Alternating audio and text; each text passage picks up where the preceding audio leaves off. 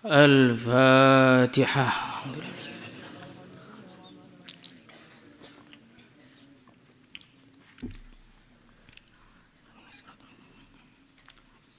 Kitabul Ilm. Abwabul Ilm. Wa kharrajat Tabarani bi isnadih. Terus yang kedua itu awal.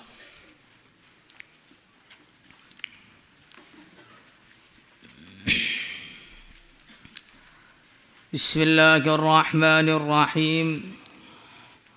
Wa kharrajat Tabarani bi isnadih an Abdullah bin Amr radhiyallahu anhuma qala qala Rasulullah sallallahu alaihi wasallam qalilul ilmi khairun min katsiril ibadati wa kafa bil mar'i fikhan idza abadallah wa kafa bil mar'i jahlan idza u'jiba bi ra'yihi. Qalilul ilmi, sedikitnya ilmu, khairun, lebih baik, min katsiril ibadah, dari banyaknya ibadah. Ilmu yang dimaksud di sini yang lebih utama, yang lebih baik daripada ibadah, yang dimaksud adalah ilmu agama. Jadi ketika ilmu dalam hadis yang dimaksudkan artinya ilmu agama, bukan ilmu dunia, bukan ilmunya orang-orang yang di sekolahan, itu bukan. Maksudnya adalah ilmu agama yang kita pelajari hari-hari itu. Karena yang akan bermanfaat bagi seseorang dalam kehidupannya di dunia yang sementara dan di akhirat yang selama-lamanya hanyalah ilmu agama. Ilmu dunia akan bermanfaat di dunia terkadangan dan tidak ada manfaatnya di akhirat sama sekali. Maka Sayyidi Al-Walid rahimahullah, beliau menggambarkan perbedaan ilmu agama dengan ilmu dunia itu dengan satu perumpamaan yang indah sekali. Itu perumpamaannya ketika musim liburan, maka para mahasiswa pada jalan-jalan naik kapal. Ada jurusan bahasa Inggris, ada jurusan sosiologi, ada jurusan kedokteran, ada jurusan macam-macam. Tapi jurusan Quran nggak ada. Oh, nggak ada jurusan Quran? Karena jurusan Quran nggak sempat jalan-jalan, sibuk memikirkan hafalan saja.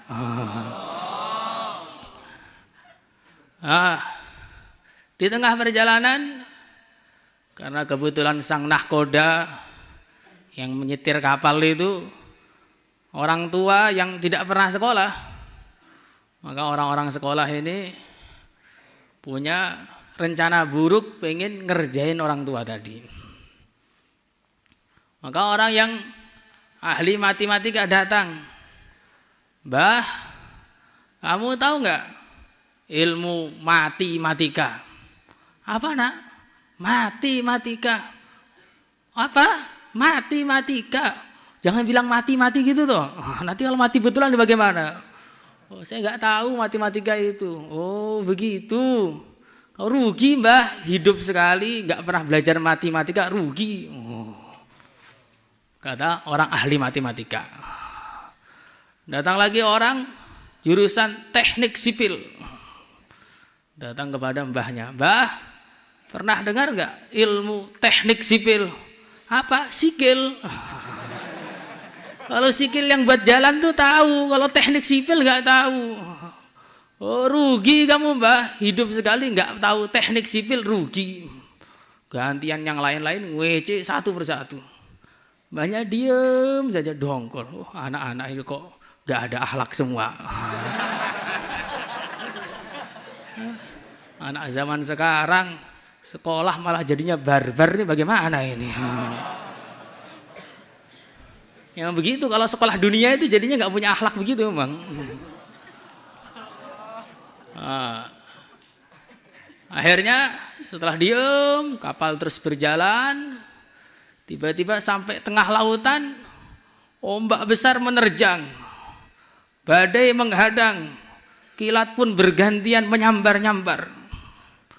Maka kumpulan mahasiswa itu sudah ketakutan semua. Mbahnya datang kepada kumpulan mahasiswa. Anak-anak, kamu tahu nggak ilmu tentang berenang? Loh, apa itu?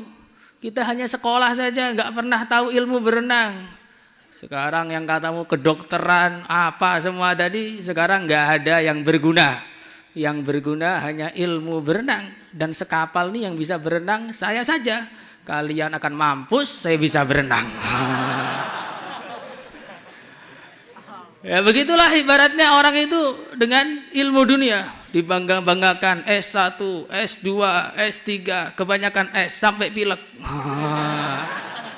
Dan seterusnya. Begitu masuk kuburan, tidak ada yang bermanfaat. Ternyata yang bermanfaat hanya ilmu tentang Quran. Makanya maksudnya ilmu di sini apa? Maksudnya ilmu agama ini. Ilmu tentang Quran, maknanya Al-Quran, memahami tentang Al-Quran. Dan yang berhubungan dengan Al-Quran dan sunnah Nabi itu. Fikih, hadis dan sebagainya. Ilmu-ilmu yang dunia itu bukan yang dimaksud di sini. Itu yang pertama. Yang kedua, qalilul ilmi khairun min katsiril ibadah. Sebagaimana sudah dijelaskan kemarin, karena ilmu itu adalah sumber, maka namanya sumber mesti lebih utama daripada hasilnya. Kita punya beras 5 ton, sama kita punya sawah, lebih utama punya sawah. Karena beras 5 ton dimakan lama-lama akan habis. Kalau sawah dipanen akan tumbuh lagi, dipanen akan tumbuh lagi, dipanen akan tumbuh lagi. Maka ilmu itu lebih utama daripada ibadah. Sebagaimana sudah dijelaskan panjang kemarin. Sekarang wa kafa bil mar'i fiqhan idza abadallah. Cukup seseorang itu dianggap sebagai ahli ilmu, orang yang paham dengan agama ketika dia menghamba kepada Allah.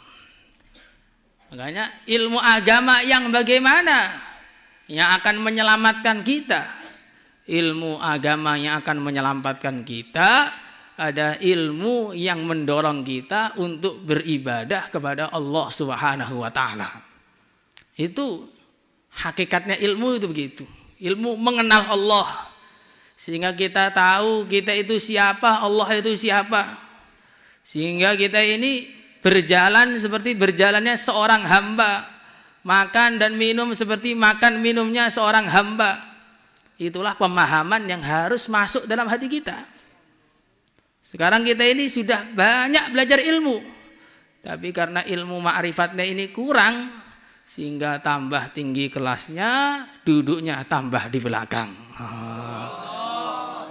Itu sudah seperti itu. Kalau ditanya Kang, dulu rajin sop awal, sekarang kok sholatnya di belakang kenapa? Saya itu sudah kebanyakan pahala Ustaz. Kalau nanti di depan terus kasihan anak-anak yang kecil-kecil itu belum pernah lihat kiai langsung. Kalau saya udah sering, maka saya biar teman-teman itu dapat pahala lihat kiai juga. Besoknya dilihat bukan hanya masbuk, bukan hanya di belakang, masbuk. Loh, kok masbuk Kang? Nanti kalau saya enggak masbuk, ilmu cara nahu lupa nanti. Makanya saya harus masbuk, ini penting ini untuk mengamalkan fikih itu loh. Oh begitu. Besoknya di sebagian masbuk kok enggak kelihatan juga. Ternyata di kantor. Kok sholat di kantor kenapa Kang? Sholat tuh enggak wajib kok di masjid itu. Di masjid itu sunnah. Sunnah itu ma yusabu ala fi'lihi wa la yu'aqabu ala tarkihi. Perkara yang kalau dikerjakan dapat pahala, ditinggalkan tidak berdosa. Tidak berdosa kok dimarahin, ini bagaimana tuh? Jadi jangan dimarahin kalau enggak sholat di masjid itu. Oh, begitu. Besoknya bukan hanya sholat di kamar, jam 6 baru sholat subuh. Lah kok sholatnya qodho tuh Kang? Loh qodho juga sah kok. Besoknya lagi sudah nggak sholat. Loh kok udah nggak sholat? Allah Maha Pengampun. Repot kalau sudah begini nih. Kenapa bisa seperti itu? Karena pemahaman agamanya baru dari zahirnya saja. Belum masuk dalam hati. Pemahaman kenalnya dia kepada Allah itu baru di luar saja. Maka Al-Imam Al-Ghazali rahimahullah, beliau membagi tingkatan makrifatnya manusia kepada Allah itu menjadi 3 tingkatan. Diibaratkan seperti kelapa itu. Tingkatan yang pertama adalah tingkatan serabut kelapa. Yaitu yang bisa melindungi, tapi ketika kelapa itu mau dikonsumsi, dia akan dibuang seketika. Maka tingkatan yang di luar ini seperti imannya orang munafik. Imannya orang munafik itu ketika di dunia menjaga dia.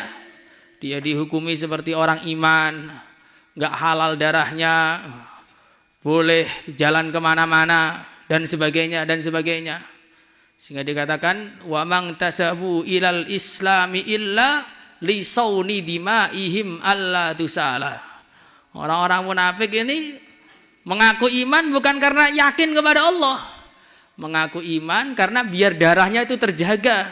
Karena zaman dulu kalau nggak mau iman ya lepas kepalanya. Lah iman yang seperti ini di dunia menyelamatkan, tapi di akhirat tidak ada manfaatnya sama sekali. Yauma yaqulul munafiquna wal munafiqatu lil ladzina amanu dzuruna naqtabis min nurikum qila irji'u wara'akum faltamisu nura faduriba bainahum bisurin lahu bab batinuhu fihi rahmah wa zahiruhu min qibalihil adab. Jadi orang-orang munafik ketika sampai di akhirat, mereka melihat orang-orang iman itu punya cahaya yang terang, tergantung kualitas imannya.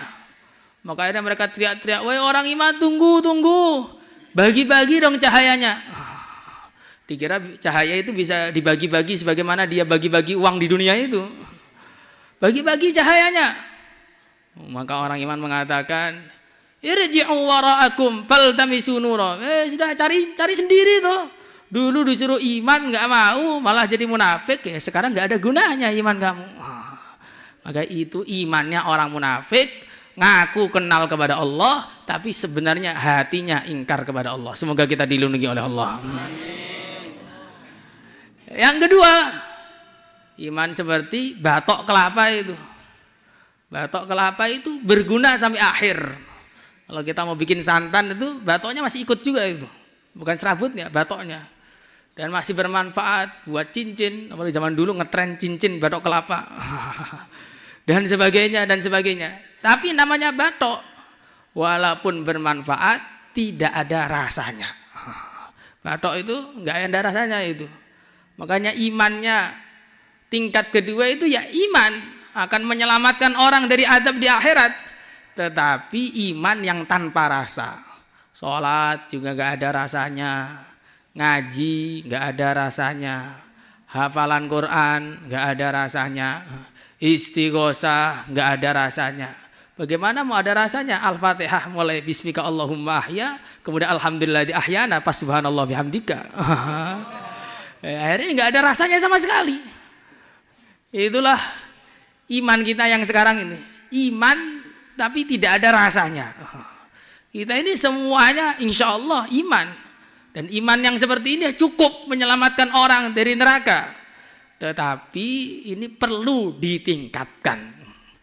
Perlu ditingkatkan. Ma'rifatnya, ilmunya, mengenal Allah perlu ditingkatkan. Sampai tingkatan ketiga yaitu isi kelapa yang sudah diproses jadi minyak yang begitu bening. Maksudnya bagaimana? Hatinya itu bersih dari selain Allah. Yang ada di hatinya hanya Allah saja. Kenal hanya kepada Allah saja. Adapun dia makan itu karena ada perintah kulu baru makan. Minum ketika ada perintah washrobu baru minum. Nikah karena ada perintah tanakahu baru nikah. Selainnya nggak ada. Kalau nggak diperintah nikah ya nggak nikah, nggak diperintah makan ya nggak makan, nggak diperintah minum ya nggak minum. Itulah tingkatan imannya para wali-walinya Allah. Maka kita usaha terus minta kepada Allah agar iman kita meningkat sampai itu, sehingga kita mudah untuk mengamalkan ilmu-ilmu kita. Insyaallah. Wa kafa bil mar'i jahlan idza u'jiba bi ra'yihi. Cukuplah seseorang itu dianggap sebagai orang yang bodoh ketika dia takjub dengan pendapatnya sendiri. Takjub dengan pendapatnya sendiri. Maksudnya bagaimana ini? Maksudnya orang itu ketika dia kurang wawasan, pengetahuan yang sedikit, perasaannya itu sudah pengetahuan yang menyeluruh. Sehingga dia menjadi orang yang sombong. Yang bisa di dunia ini hanya saya saja. Selain saya bodoh semua. Yang alim saya saja. Selain saya jahil semua.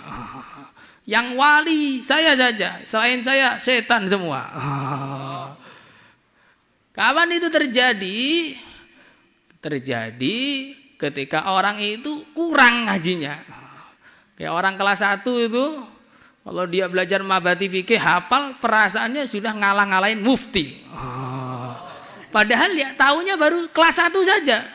Kalau dia mau meningkat lagi, belajar sampai kelas 2, maka dia tahu, oh ternyata kemarin tuh belum pinter tuh saya itu. Nanti kalau naik ke kelas 3, dia baru tahu, oh ternyata pas kelas 2 tuh belum pinter tuh. Naik sampai tahasus, oh pas kelas 1 tuh ternyata bodoh sekali ternyata. Sampai sekarang saja masih nggak pinter. Ketika orang itu tidak mau menuntut ilmu lagi, tidak mau belajar lagi, akhirnya dia itu berbangga dengan pikirannya sendiri. Maka biar kita terjauh dari ini, harus selalu ngaji, minimal sampai tahasus 2. Insyaallah. Gak usah tergoda kanan, tergoda kiri, ngaji terus. Kalau ada orang yang bilang, kita jangan ngaji lama-lama, pulang saja. Nanti kalau kamu ngaji terus mau makan apa? Pulang jadi sarjana lebih indah di dunia.